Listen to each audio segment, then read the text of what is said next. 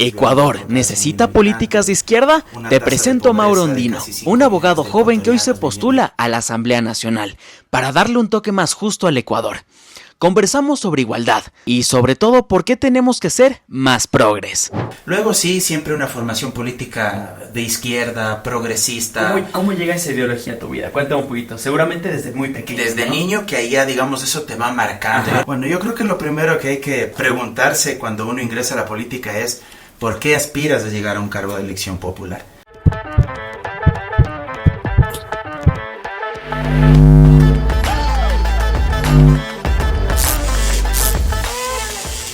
Mauro Andino, candidato a la Asamblea Nacional.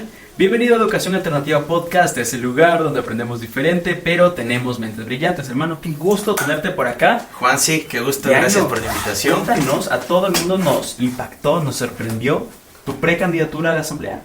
Bueno, yo creo que lo primero que hay que preguntarse cuando uno ingresa a la política es ¿por qué aspiras a llegar a un cargo de elección popular? Y en mi caso creo que he entendido que es un momento muy importante para el país. Creo que estamos atravesando la peor tragedia política de nuestra historia republicana. Creo que los indicadores del diagnóstico así lo mencionan. El año pasado terminamos con una tasa de criminalidad de más de 44 muertes violentas por cada 100.000 habitantes, una tasa de pobreza de casi 5 millones de ecuatorianos viviendo en condiciones de pobreza con $2.80 al día, muchos en condiciones de pobreza extrema con $1.50 al día, 2,5 millones de ecuatorianos comiendo una sola vez al día. Es decir, el diagnóstico es bastante lacerante y creo que en ese marco, creo que la gente honesta, decente, quienes hemos intentado prepararnos, formarnos académicamente, profesionalmente, debemos dar un salto hacia adelante, debemos involucrarnos y debemos aportar, porque caso contrario creo que el país se nos va de las manos. ¿Y ya tenías planificado lanzarte? ¿Lo venías preparado de pronto unos años atrás? ¿Cómo fue esa preparación? Mira, la verdad es que siempre me ha gustado la política, es algo que yo amo, lo llevo en mis venas, la política. Creo que en mi familia se habla solo de política y de fútbol y política, creo que nada más. O sea, hoy que juega la selección.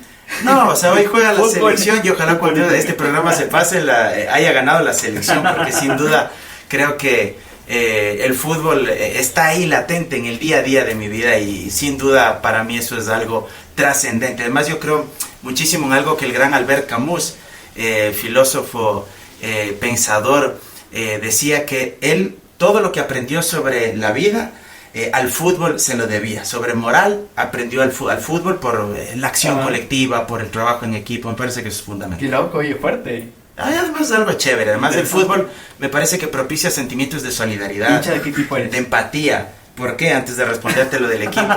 Porque el fútbol te permite que si tu compañero falla, tú vas a estar detrás de él para tratar de solucionar ese problema. Si es que tú fallas, va a estar atrás tu compañero igual para tratar de resolver tu error. Si es que tú eres mediocampista, si es que tú eres central, si es que tú eres delantero. El tema es que es un trabajo en equipo. Y eso se asimila igual a la vida diaria, en la vida cotidiana, al trabajo en un país, en una sociedad. Y ya como hincha pues de Liga de Quito, hincha a muerte de la Liga de Quito, y eso sí pues de corazón hasta la médula. Oye, ¿cómo fue el día en el que dices, oye, ¿sabes qué? Me voy a precandidatizar a la Asamblea Nacional? Bueno, ya esto ya se lo venía pensando, se lo venía trabajando. Es algo que lo habíamos estado discutiendo, si tú quieres, con algunos sectores, se lo venía conversando y de pronto ya esto fue tomando más cuerpo, hubo la propuesta específica, concreta y bueno, dijimos pues manos a la obra, vamos a participar y ahora estamos esperando que esto ya se oficialice ante el Consejo Nacional Electoral para que esto evidentemente ya pueda tener más cuerpo. Ñaño, ¿cómo llegas a Pachacuti y cómo Pachacuti llega a ti? Bueno, la verdad es que con el movimiento indígena yo siempre he tenido mucha cercanía. Yo vengo de una provincia como Chimborazo, más allá de que nací en Quito, pero yo viví muchos años de mi vida en Riobamba, y Chimborazo es una provincia con mayoría de población indígena. Y ahí lo enlazo con una parte de la historia de vida de mi padre. Mi padre fue jefe regional del IERAG en el gobierno de Rodrigo Borja Ceballos, periodo 88-92. Okay. En esa época, el IERAG era el Instituto Ecuatoriano de Reforma Agraria. Okay. Entonces, claro, el gobierno del doctor Borja en esa época, entre las cosas positivas que sí hizo, fue, por ejemplo, el tema de la reforma agraria. Y con mi padre, yo era niño en esa época, 6, 7 años de edad, pude recorrer muchas comunidades, no solo de la provincia de Chimborazo, sino de la Sierra Centro, de Tungurahua, de Cotopaxi, de Bolívar, si mi memoria no me falla. Y claro, yo ahí constaté la realidad del pueblo indígena, del pueblo campesino, y creo que desde niño tuve esa conexión, esa vinculación. Luego sí, siempre una formación política de izquierda, progresista. ¿Cómo llega esa ideología a tu vida? Cuéntame un poquito. Seguramente desde muy pequeño. Desde niño, que ahí ya, digamos, eso te va marcando. Yo recuerdo que incluso a mi padre le regalaban, es típico en los recorridos en las comunidades, te regalan los ponchos. Y mi padre me regalaba a mí esos ponchos y yo les tenía como cobijas. Hasta hace no mucho tiempo atrás, no me vas a creer lo que te voy a decir, pero en serio hasta hace poco tiempo yo no tenía, ¿cómo se llama? ¿Edredones son? Los famosos edredones estos ahora ya más popis, más aniñados que utilizas en vez de cobijas, ¿verdad?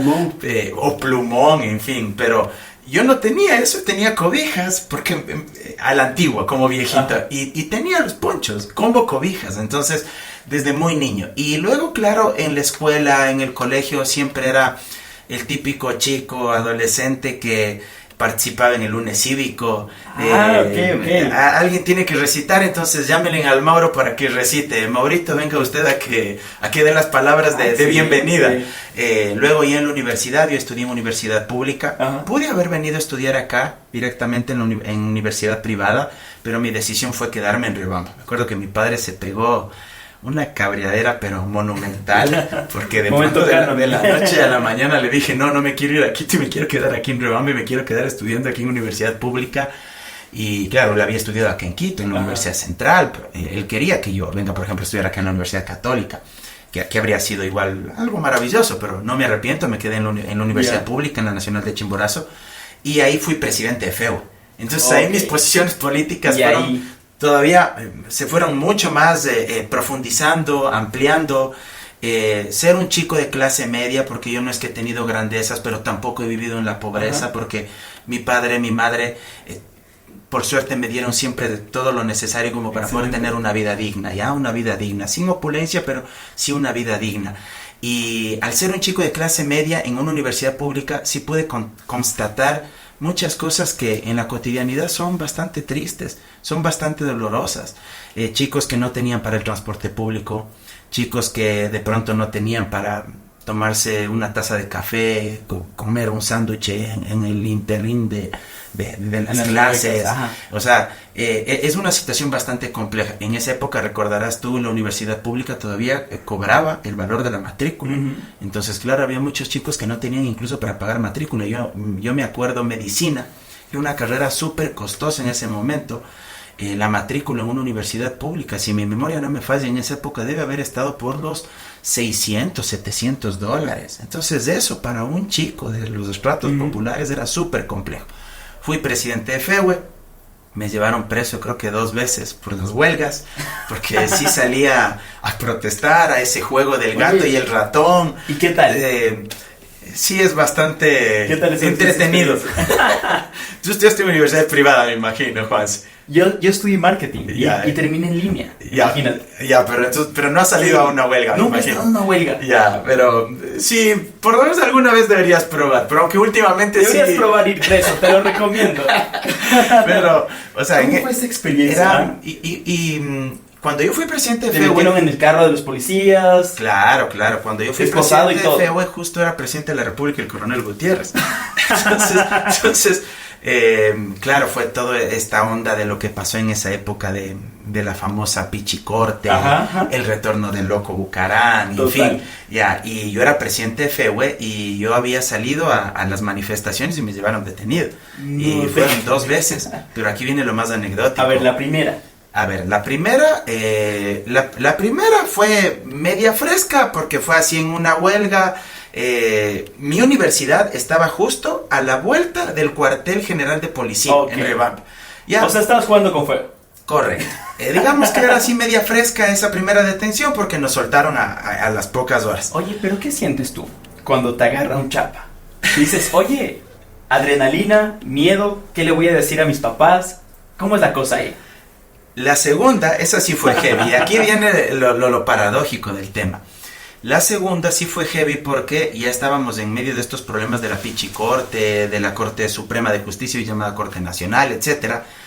Y nos detuvieron a varios dirigentes estudiantiles. Yo era presidente de FEU y como presidente de FEU tienes que estar al frente. Pues, o sea, no puedes esconderte, no te puedes recular, no puedes decir salgan ustedes y yo me voy a quedar ahí atrás solo gritando. No, o sea, tienes que liderar.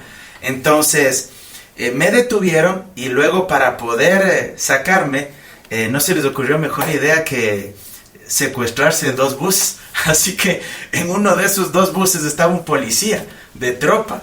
Y ese policía de tropa pasó ahí en la oficina de la FEUE hasta que nos hagan el canje con los dirigentes estudiantiles. Entonces fue muy anecdótico porque claro, ya no nos querían dejar salir. O sea, querían en verdad que pasemos por lo menos unos 2 días probablemente por las manifestaciones ahí privadas de la libertad. Pero al final la policía también dijeron, no, ya está bien. Eran otros tiempos también, ¿no? Yo creo que los tiempos se han ido convulsionando más en los últimos años. Yo, 20 años. Y ya preso 2 veces. Pero aquí viene lo más paradójico. Mi madre era policía de tropa. Okay. Mi madre era policía de tropa. Y esto que te estoy contando ya le conté a la Sol Borja, que también tuvo la gentileza de invitarme a su podcast. Y mi madre era policía de tropa. Mi madre fue una mujer muy humilde. Mi madre se quedó huérfana a los 19 años de edad y tuvo que hacerse cargo de la manutención, de los estudios, de la formación de sus 4 hermanos, que evidentemente pues son mis 4 tíos, y ella tuvo que sacrificarse mucho. Estudió filosofía en la Universidad Central y luego, por azares del destino, la necesidad también, la empujaron a que ella ingrese a la Policía Nacional, primero como profesora de primaria de la escuela de la Policía Nacional aquí en Quito, y luego ella ya ingresa a ser parte del personal administrativo, pero como policía de tropa. Estuvo 31 años y llegó a ser suboficial primero. Y era tan anecdótico porque cuando yo salía en las huelgas, aunque no me creas, había policías que desde la otra orilla me gritaban y me decían, Andino, tu mamá dice que les digas a tus amigos que se tranquilicen, ya cálmales a tus compañeros. ¿Y en la casa qué te decían? Mi mamá sufría mucho. O sea, mi mamá falleció en el año 2014, diciembre del 2014. Okay. La experiencia más traumática de mi vida, por eso aquí tengo su rostro. Okay. Este es el tatuaje, ojalá luego pues lo podamos ahí enfocar. Es el rostro de ella cuando ella tenía 21, 22 años. Muy linda. A ella salió mi hermano Edu, que está por aquí presente. A mí no me hicieron con tanta planificación familiar, entonces por eso lo de los pelos parados y lo de cabezón y todo. Pero mi hermano es el vivo retrato de mi madre. Pero bueno, mi madre, claro, sufría muchísimo. Porque mi madre, imagínate, policía de tropa. Además, en la policía, hasta el día de hoy, hay mucho sexismo, hay mucho machismo. En las Fuerzas Armadas igual. Imagínate en la época de mi madre. Estoy hablando de la década de los 90 y de los inicios del siglo XXI. Entonces, para mi madre era complicado porque su hijo liderando las huelgas, y la última, la que sí ya rompió cualquier límite, fue en el gobierno del coronel Gutiérrez. Nos tomamos del Tribunal Provincial Electoral. Si era un poco revoltosa, la verdad. No, siempre fui rebelde. Disfrutaste tus 20, ¿qué se puede decir? Pero además lo hacía por convicción, ¿me cachas? Tal vez, a esa edad tal vez sí te falta mucha más formación conceptual, teórica, que ahora me parece sí la tengo. Tengo mayor perspectiva crítica, un pensamiento tal vez más analítico, más profundo, mejor dateado, como se diría popularmente. Pero a esa edad es sobre todo las ínfulas de la rebeldía, esa pasión, ese idealismo. Y quizás ahora ya no lo harías, ¿o sí? Perdón la grosería, pero esa rechera ante las injusticias, ¿ya? Eso tienes a los 20 años. Y mi madre sufría, pero mi padre, que es abogado y que también tuvo una vida muy dura, él se molestaba mucho. Oye, entre tu hermano y tú, ¿quién le sacó más canas a tus papás? Mi hermano, no mentir. Yo, la verdad es que yo. O sea, mi hermano, ¿cómo te explico? A ver, no he venido a hablar de él, ¿no? Para lavarme las manos. Que está por aquí acolitando. Mi hermano creo que empezó a vivir ya en los últimos años de la universidad. Ok.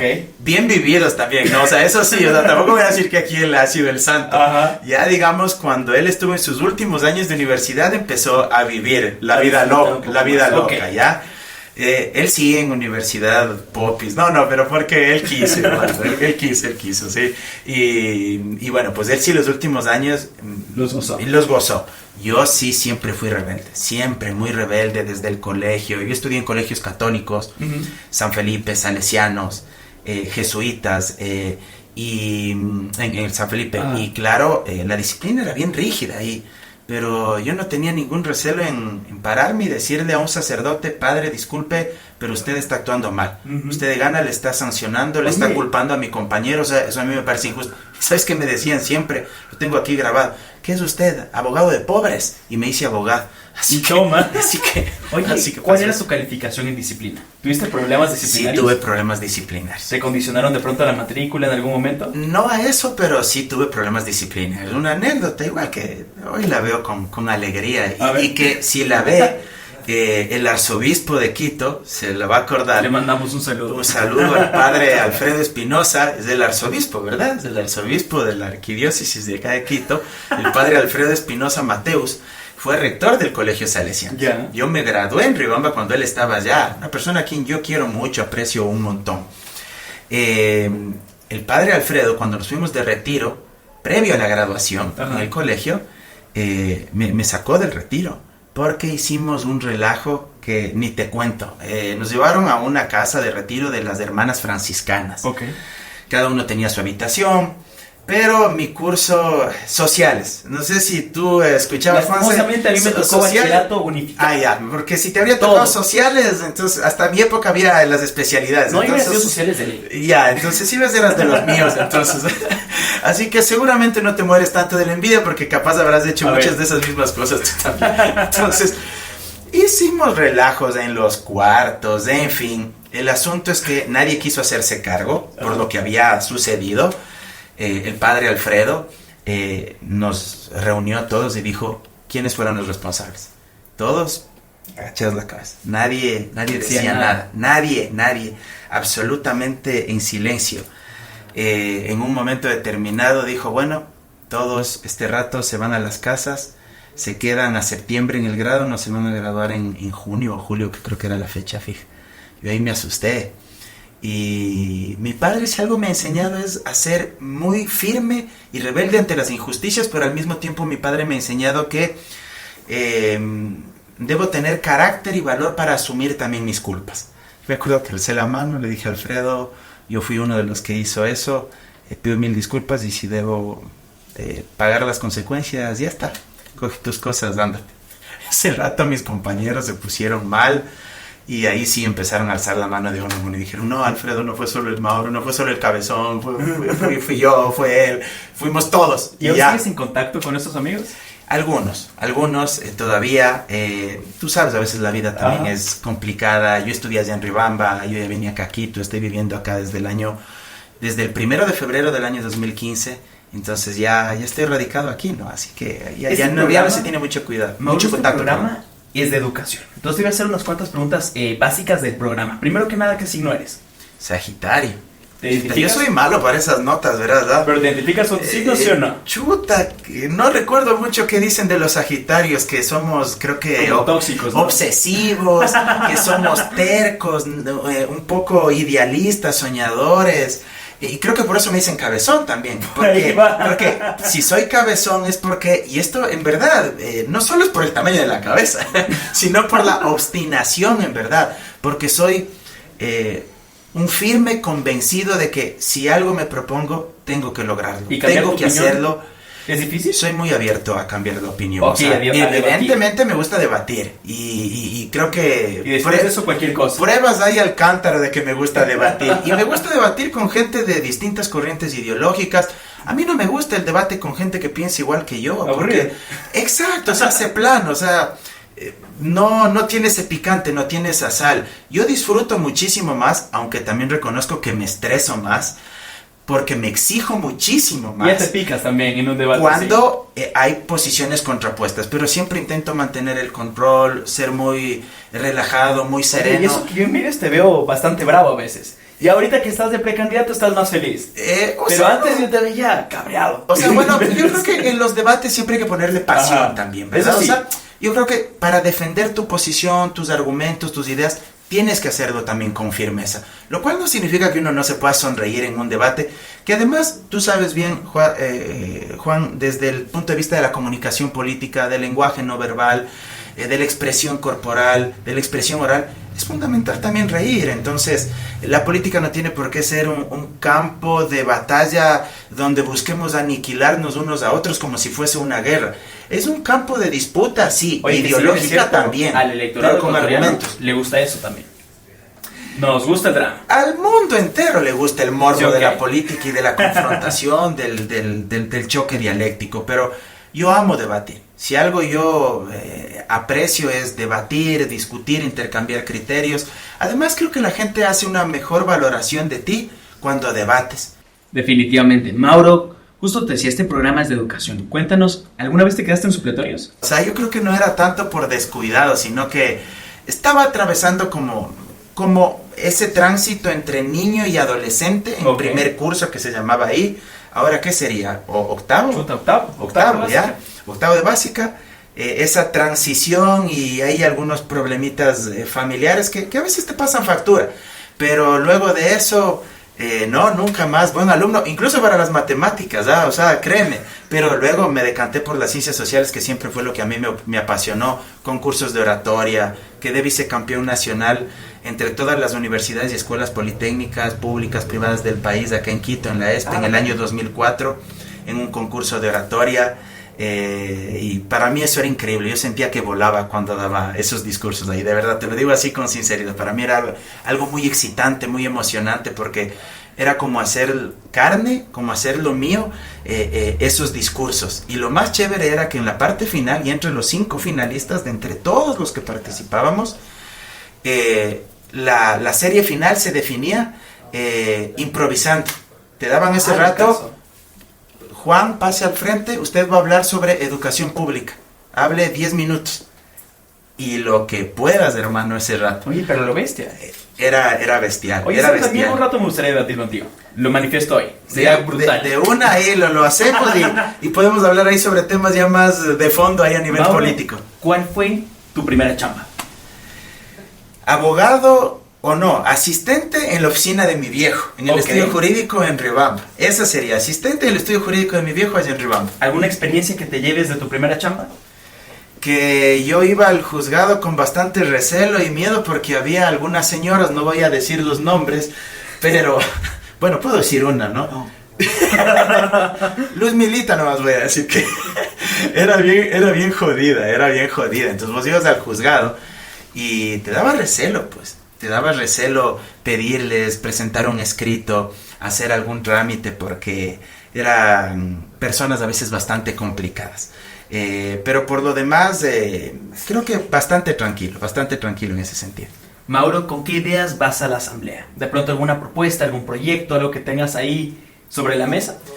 Más que las propuestas para no disparar las balas antes de tiempo, aunque te puedo lanzar por ahí un par, yo quisiera sobre todo enfocarme en principios y valores. Yo sí creo que es un momento trascendental para construir un país y una sociedad que se articule sobre la base de sentimientos como la solidaridad, como la fraternidad, como la empatía, como la compasión. Son sentimientos que hoy en día están cada vez más venidos a menos. Cada vez son más desechables esos sentimientos. Hoy por hoy, ¿qué es lo que prima? No en el país, sino en el mundo en general.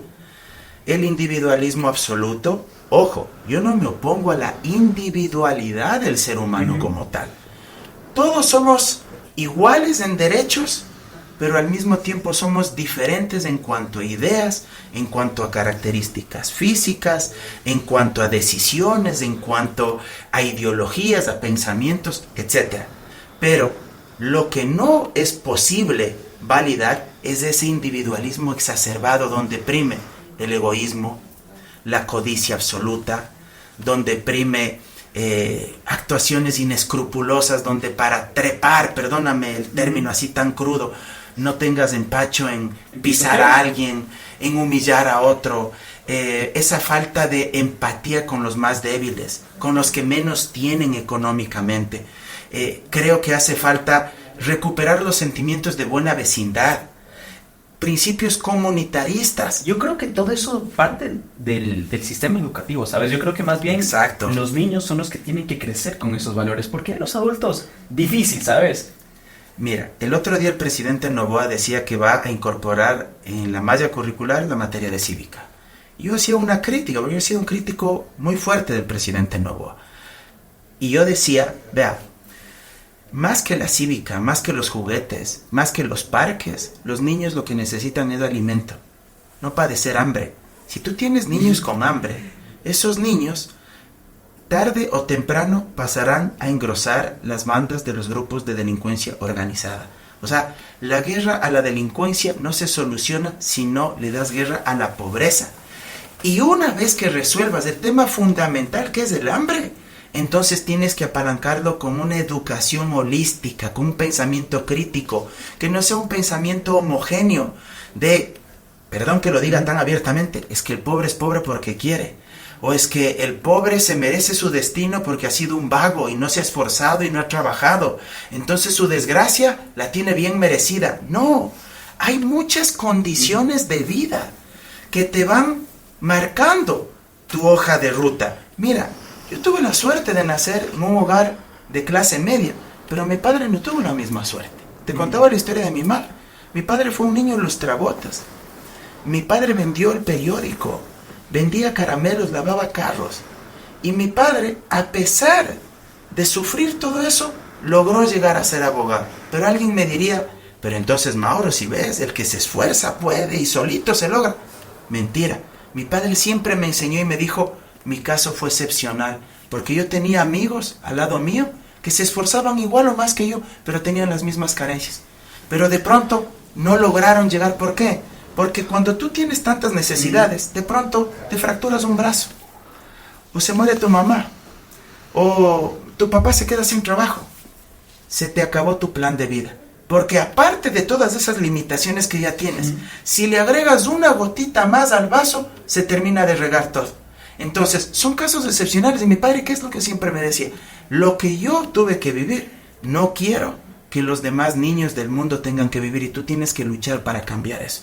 Y por eso, y aquí te muestro los otros tatuajes, A ver. son 3 pirámides. Mira, esta pirámide representa el cajón de lustrabotas de mi padre cuando era niño, si se ve, ¿sí? El cajón de lustrabotas. Esta pirámide representa a mi hermano Edu, el rostro de Russell Crowe de la película Gladiador, porque él ama eso, esa película, y la frase firmes y dignos. Y esta tercera pirámide soy yo, un corazón de verdad, ¿sí? ¿Por qué? Porque yo creo que las cosas siempre hay que hacerlas de corazón, y porque mi madre murió de una operación al corazón. Y esto viene a ser pues el espíritu de mi madre abrazando a las 3 pirámides. Espectacular. Para que nos tenga juntos siempre a los 3. Entonces, yo sí creo que los principios y los valores son fundamentales si queremos construir una mejor sociedad. A ver, a mí me hace mucho clic lo que tú me dices, pero para una nueva generación, ¿sabes? Para personas que recién están empezando su vida, genial. Pero ¿y la gente adulta, los ancianos? ¿Cómo le das igualdad a personas que el sistema los ha olvidado? Tú acabas de dar en el clavo en un tema que me parece fundamental. Hoy casi toda la clase política habla de generar fuentes de empleo para los más jóvenes. Y yo estoy de acuerdo, faltaba más. Yo también me siento joven todavía. Y creo que hay que generar oportunidades y empleo y salario digno y de calidad para los más jóvenes. Pero eso no significa olvidarnos de los baby boomers, como se llaman, o como se les denomina actualmente. Los baby boomers se están quedando desempleados. Tú a veces conversas con personas que se dedican a choferear en el Uber, y son personas tituladas. Definitivamente. Que te dicen, Juan, sí, estoy chofereando porque me despidieron hace 3 años de tal empresa o de tal compañía o de tal supermercado, y como ya tengo 50 años nadie más me quiere contratar y tengo que dedicarme a esto. Oye, algo tenemos que hacer en materia de política laboral para incorporar en ese mercado de trabajo a las personas que tienen de 50 años para arriba, si no son servilletas desechables, Exactamente. no son papel mojado que se puede botar. Y eso que ningún actor político y ningún gobierno lo está tomando en consideración, ¿sabes en qué desemboca además?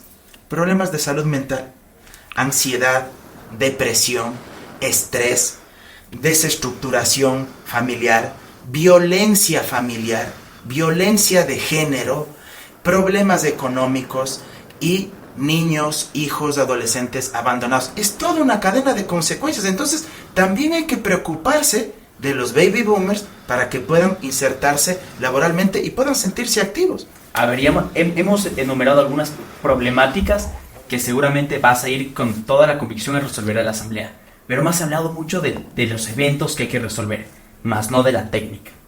Ahí sí, si te puedes lanzar un spoiler de con lo que vas a la asamblea estaría brutal. Dele. A ver, yo creo que hay que desarrollar un trabajo articulado entre las distintas funciones del Estado, pero básicamente creo que hay tres, las clásicas, porque aquí en el Ecuador se nos ocurrió eso de tener 5 funciones del Estado, pero bueno, las clásicas, que además son las que me parece están atravesando una crisis pero terrible. La función judicial, la función ejecutiva y la función legislativa. Empiezo por la última, a la que yo tengo la firme convicción y determinación de que voy a llegar para hacer un aporte para el país y para los quiteños y quiteñas. Y déjame mando ahí sí la cuña, luego me pasas la factura para que pague el Consejo Nacional Electoral en el Distrito Norte de Quito, para que se acuerden de Mauro Andino Espinosa y voten por mí en las listas 18 de Pachacuti. Pero, a ver, en materia legislativa, yo sí creo que hay que hacer reformas al Código del Trabajo, pero no para precarizar y explotar a la clase trabajadora. Okay. Ya, yo me opuse fervientemente al contrato por horas. ¿Por qué? Porque se quería hacer del contrato por horas una herramienta que sea de vía libre para cualquier actividad económica. Y eso es injusto. Y te voy a poner con el mismo ejemplo tuyo. Tú eres un emprendedor aquí. Tú tienes montado toda esta infraestructura tecnológica para desarrollar este vacancísimo podcast que estamos aquí compartiendo. Probablemente tú sí necesites mayores mecanismos de flexibilización para poder incorporar trabajadores hasta que tú puedas hacer crecer tu negocio. Definitivamente. Me explico. Si de aquí en 2 años tú ya no solo tienes este emprendimiento, sino que ya tienes una mega agencia o una agencia de publicidad, de comunicación política, de marketing digital, y manejas distintas plataformas, bueno, evidentemente ahí ya no necesitas contratar por horas.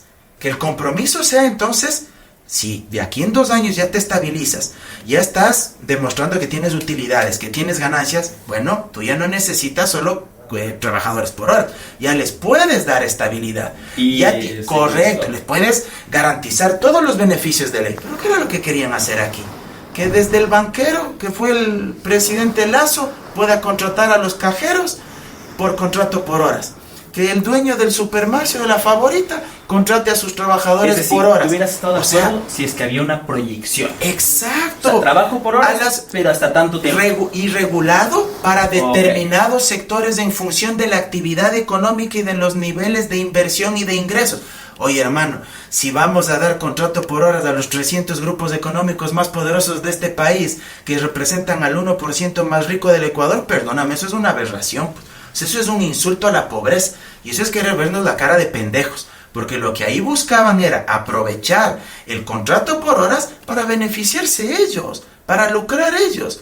Quieren generar empleo, apoyemos con eso. Pero no solo con el contrato por horas, ojo.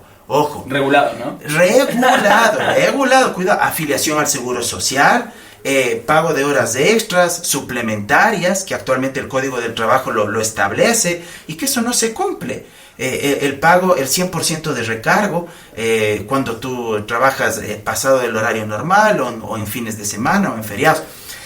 Pero vacaciones igual. Pero, ¿qué se debería hacer? Acceso a capital semilla. Si tú quieres comprar más equipos, José, ¿qué es lo que necesitas? Inversión.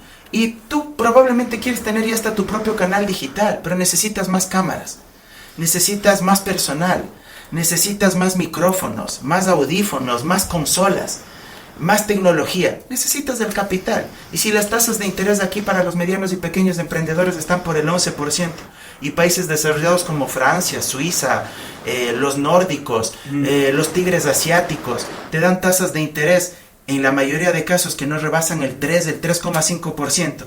Y en cambio en una economía dolarizada te dan al 11%. ¿Qué tipo de emprendedores podemos tener? Entonces allá es hacia donde hay que apuntar. Y ahí en materia de legislación hay que regular las tasas de interés para que la banca privada cobre un menor porcentaje, no tenga tantísima rentabilidad. Yo no me opongo a que no ganen, que ganen, pero que no ganen en exceso, porque eso es obsceno. Yo ahí sí me adscribo al gran Pepe Mujica, uno de mis referentes. Que ganen está bien, pero que el lucro no sea el eje central de la vida de los seres humanos.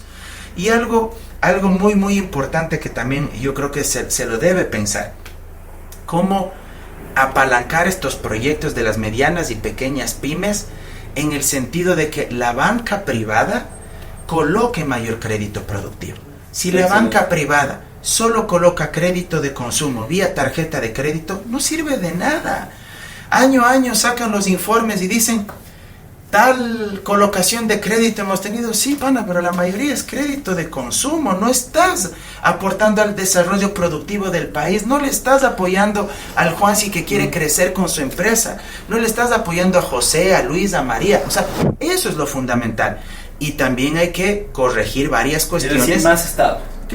Más Estado, más presencia del Estado, pero con un mercado libre, pero que esté regulado eficientemente, que el mercado esté a disposición y a sujeción del ser humano, no el ser humano sometido al mercado despiadado o a un capitalismo salvaje, a un capitalismo financiarizado, que es el que vivimos en la actualidad. Hoy por hoy no vivimos ni siquiera un capitalismo industrial. Cuando se dio el capitalismo industrial hubo la Segunda Guerra Mundial y hubo el estado de bienestar europeo y en Estados Unidos, hasta la década de los 80 que empezó el proceso neoliberal, aunque suene a un término ya una verdad de perogrullo, pero hasta esa época al menos era un capitalismo industrial, es decir, tú tenías una masa de obreros que producían, le daban valor agregado a la materia prima, y tú tenías un capitalista que invertía, procesaba eso y vendía eso, y esos excedentes, esas utilidades no la guardaban y la sacaban a paraísos fiscales. Hasta la década de los 70, muchos de esos excedentes lo volvían a reinvertir en otras actividades económicas. Y eso generaba empleo y generaba capacidad de consumo. Se garantizaban derechos sociales. Uno de los grandes pactos sociales de clase entre el capitalista y el obrero fue precisamente decir: yo te voy a pagar seguridad social, te voy a pagar salario básico, voy a pagar impuestos. Tú comprométete a trabajar mejor, a producir más. Y si ganas, yo voy a ser el beneficiario. ¿Sabes por qué? Porque lo que tú mismo me estás ayudando a producir, luego tú mismo me vas a comprar a mí afuera en el mercado. Y ese dinero empieza a circular y a dar la vuelta. Pero ahora no vivimos eso, vivimos un capitalismo financiarizado. ¿Qué hacer con la clase media? Si tú sacas un crédito hipotecario, las tasas de interés son altísimas. Y eso no se regula. Y yo sí creo que eso la Asamblea debe regular. Las tasas de interés son excesivamente altas. Y hoy la gente de clase media ha sido muy abandonada. Así como decíamos, no hay que dejar de lado a los baby boomers para que tengan un trabajo y no pensar solo en los más jóvenes. Tampoco debemos pensar que la clase media no necesita nada. Tú eres clase media, yo soy clase media. Hay muchos sectores de Quito que son clase media. En Quito Norte, donde yo aspiro a llegar a ser asambleísta, hay muchos sectores de clase media. Sacan un crédito hipotecario. Las tasas de interés altísimas en los bancos privados. A lo mucho, si logras sacar un crédito hipotecario con menor tasa de interés en el Pacífico o a través del BIES.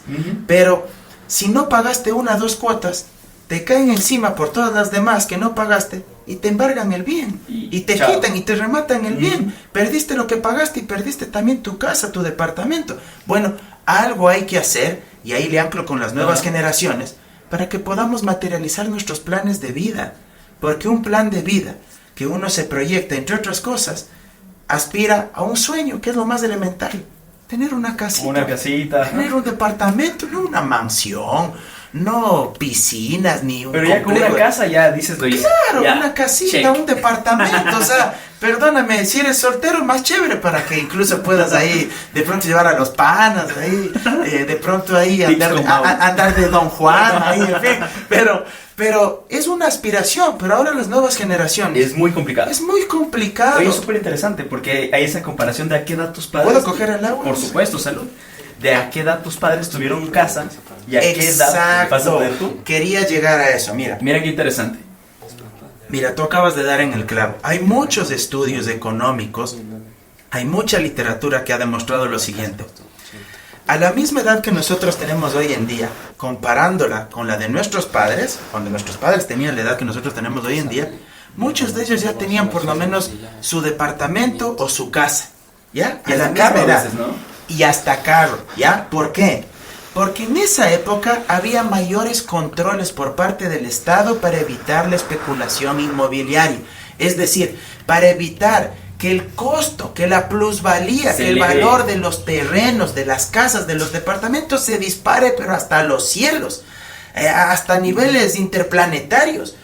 Y además, el salario real en esa época, aunque cuantitativamente, comparado con lo que hoy ganemos, ese salario cuantitativamente era inferior, aunque era inferior cuantitativamente hablando, les alcanzaba para comprar más.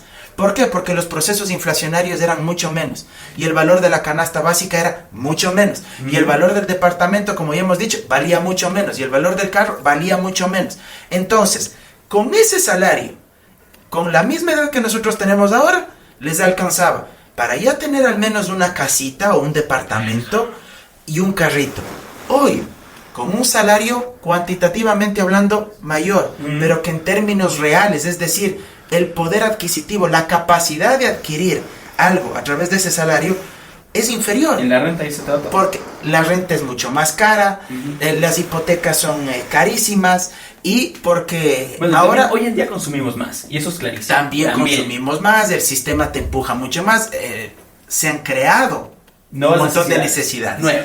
Un montón de necesidades. Hoy en día Netflix ya es una necesidad, por ejemplo. Sí, o sea, realmente el Internet es una necesidad. O sea, las Naciones Unidas ya lo declaró como, o pidió a los estados que lo incorporen incluso en sus marcos jurídicos como un derecho de los ciudadanos, como un derecho humano. El derecho al Internet.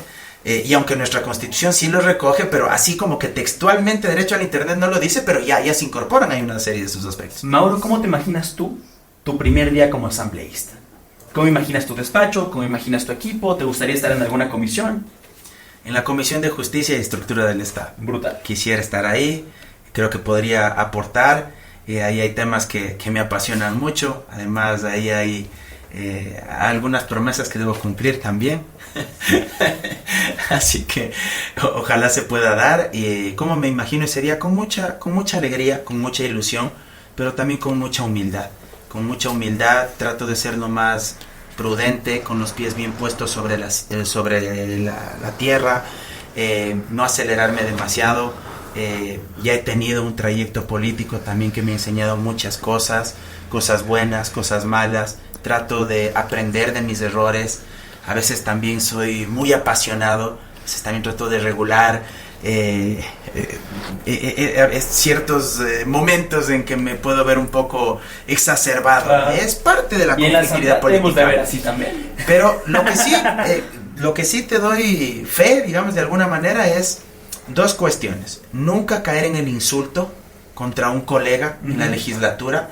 Yo creo que uno, para debatir fuerte, con determinación, con ahínco, no necesita recurrir a la procacidad, no necesita recurrir al señalamiento, a la estigmatización. Mauro, ¿cómo te imaginas tu despacho en la asamblea?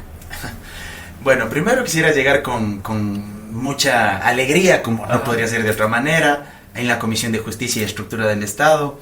Me gustaría mucho participar ahí. Hay proyectos de ley, hay materias que me interesan muchísimo, y siempre con humildad. Con mucha sensatez. Sin duda amo el debate, como ya lo he planteado aquí. Sueño con poder participar en el pleno de la asamblea, exponer mis argumentos, mis tesis, defenderlas con mucha racionalidad, con mucha evidencia científica, teórica, histórica también. para poder sostener lo que defiendo, porque a veces también en la política nacional se repiten puros lugares comunes. Así que eso de entrada. Ya el despacho, bueno, pues yo siempre ando a cargar mi computadora. Hoy tú me viste llegar con mi mochila, yo ando a todos lados llevando mi computadora portátil y siempre llevo 1 o 2 libros. Me encanta leer, Bacán. amo la lectura, siempre intento leer, así sea, no sé, 2 hojas del libro que estoy leyendo. Si hoy no tuve mucho tiempo, más que sea antes de dormir, me da 2 hojas y quedarme a dormir. Pero siempre, o sea, siempre intento leer y me imagino eso. Mis libros, mi computadora, un equipo que sea altamente técnico, ¿Lo tienes ya mapeado? que sea coherente evidentemente con los principios y valores que yo profeso, con las causas por las cuales yo lucho. Sería, digamos, absurdo que, no sé, pues voy a poner un ejemplo, si yo digo ser de izquierda y voy a llevar a mi equipo, no sé, pues a alguien que sea, pero no sé, voy a poner un ejemplo medio chistoso. No sé, pues a un pupilo de Alberto Dají. No, digamos, estamos en las antípodas ideológicas, ¿verdad? Totalmente. Ya, me explico. Entonces, evidentemente, tiene que ser un técnico o una técnica, mujeres, hombres, pero que se adscriban también a las causas, a los principios, al modelo de sociedad, de Estado, de mercado también, que yo creo, porque cuidado, alguien va a pensar, no, ese man es comunista, no cree en la propiedad privada y en el libre mercado. No, yo creo en el libre mercado, pero como te había dicho antes, libre mercado regulado, que no puede ser el Dios, y que no puede someter a los seres humanos a sus designios, ¿no? Entonces, yo creo en la propiedad privada, faltaba más. Y hoy uno de los grandes problemas que tiene el país es la inseguridad, porque nuestras vidas están en riesgo, porque casi que se ha vuelto un titular de periódico de costumbre leer cuántos muertos, cuántos asesinados, cuántos femicidios, pero la propiedad privada también está en riesgo. Pues si no te matan, te roban el celular, te roban el carro, te roban el departamento, etcétera. Entonces, eso es un poco lo que me imagino en la asamblea, y encontrarme con gente valiosa también, de izquierda y también de derecha. Y en caso de ganar, ¿cómo vas a celebrar la victoria? ¿Te vas de farra? ¿Te tatúas? ¿Qué haces? Creo que una de las primeras cosas que quisiera hacer es ir a Riobamba, y es algo que tengo muy grabado en mi cabeza. Quisiera ir a Riobamba a visitar la tumba de mi madre, sentarme al pie de la tumba de mi madre y decirle, mamá, lo hicimos. Qué bacán. Te había prometido esto y lo logramos, lo logramos, vieja. Qué excelente, oye, sí. me parece genial. Y un poco para ir cerrando, quería ponernos justo ya en el papel de campaña. En campaña, si bien es cierto, algo que ha puesto la vara muy alta justo en el marketing político es las redes sociales. ¿Tú manejas tus redes sociales? ¿Quién maneja tus redes sociales? ¿Cómo estás manejando el tema de redes sociales en esta campaña? Twitter la manejo yo, es así, nadie toca. Pero porque te encanta la bronca, por eso manejas tú tu Twitter. Yo manejo porque donde Twitter. pones un community ahí va a ser como todo súper tranquilo, ya no van a haber broncas. Me van a dejar de seguir, Así que Twitter lo manejo yo directamente. Mi Instagram, mi página de Facebook y mi cuenta de TikTok es así. No es que la maneja directamente, pero me ayuda una persona, sobre todo en la producción de los contenidos. Bacán. Yo hago los guiones, yo los escribo, me filma esa persona y él edita y se encarga de subir a redes, ¿verdad? ¿Cuál es tu percepción cuando ves a políticos bailando en TikTok? Es una muy buena pregunta y te agradezco que me la hagas. A ver, las redes sociales no son per se negativas, o sea, las herramientas tecnológicas, el internet ha globalizado el mundo, nos ha permitido acercarnos más y también nos permite informarnos mejor. Claro está, también ha propiciado fake news, bulos, hostigamiento, acoso digital, lapidación digital, mentiras, desestabilización incluso de los propios regímenes democráticos, racismo, incidir incluso hasta para que se cometan barbaries, genocidios, etc. Desde cosas muy buenas hasta las peores barbaridades. Totalmente. ¿Ya? Pero yo creo que aquí sí vale una metáfora. Si alguien comete un delito con un martillo, la solución no es sacar de circulación el martillo, pues.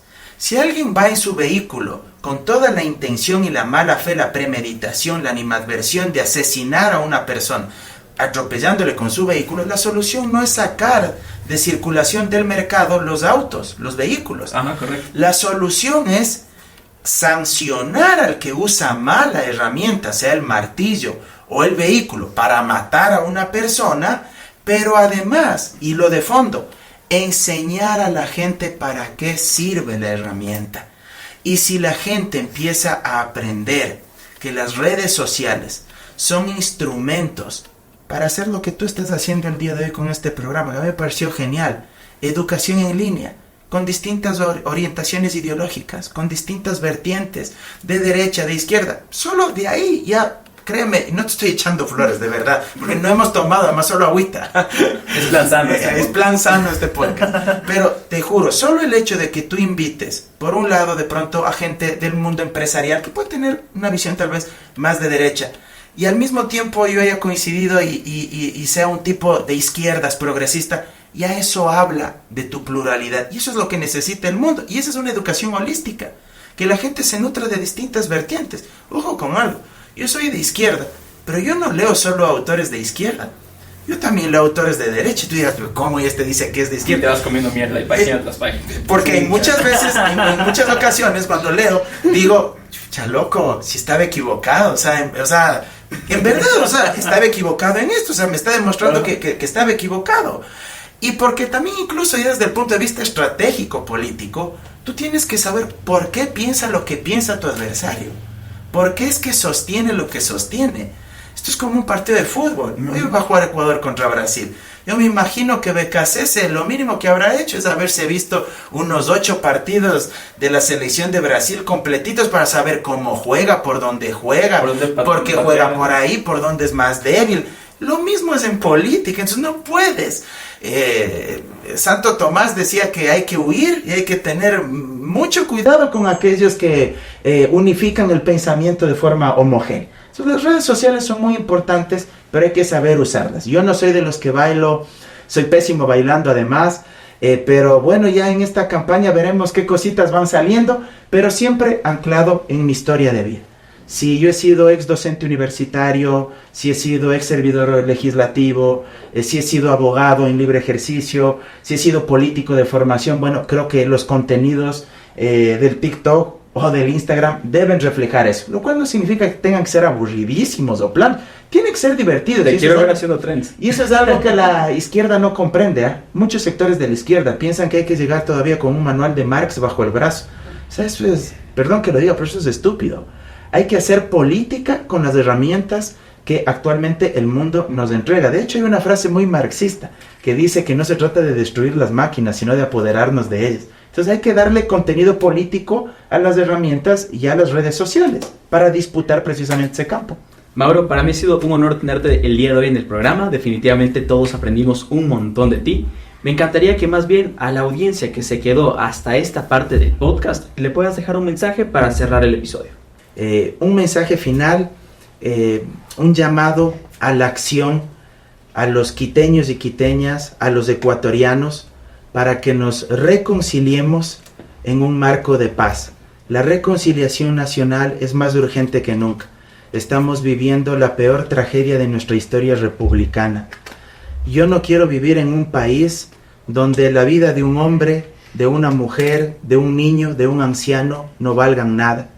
Y si algo vale, como mucho, ser titular de un periódico o de un noticiero de televisión, escrito o dibujado con tintas que bien tendrían o deberían tener sangre por lo doloroso de la pérdida de vidas humanas. Yo quiero vivir en un país, quiteños y quiteñas, donde tus hijos, donde mis hijos, donde nuestros hijos, nuestros padres y hermanos puedan verse como iguales, pero también aceptándose en medio de las diferencias, que podamos ser seres equivalentes, que podamos mirarnos con respeto, que juntos podamos construir una sociedad que no se desangre y que recupere el orden y la paz social. Ese es el país y esa es la ciudad con la que yo soy.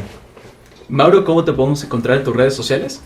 En mi cuenta de Twitter, en X, donde más peleo, que dice el Juansi, @MauroAndinoE, en mi cuenta de Instagram y de TikTok como Mauro Cabezón Andino, y en mi página de Facebook, la fanpage, como Mauro Andino Espinosa. Ayúdenme a compartir ahí los contenidos y también tengo ya un canal de WhatsApp como Mauro Cabezón Andino para que ustedes puedan ahí descargarse todos los videos que voy a seguir subiendo. Oye, qué excelente, como te dije, para mí ha sido un honor, aprendí un montón de ti en este programa y espero no sea ni la primera ni la última vez que vengas acá al programa. Definitivamente las puertas están abiertas, tenemos igual por ahí un debate pendiente. Dele, Juan, con mucho gusto. Y pues nada, a mí me pueden encontrar como @juancid22 en mis redes sociales. No se olviden de suscribirse a este canal, ya somos más de 150,000 seguidores. Activen la campanita y por favor no olviden comentar acá abajo a quien desean que invitemos en el próximo episodio.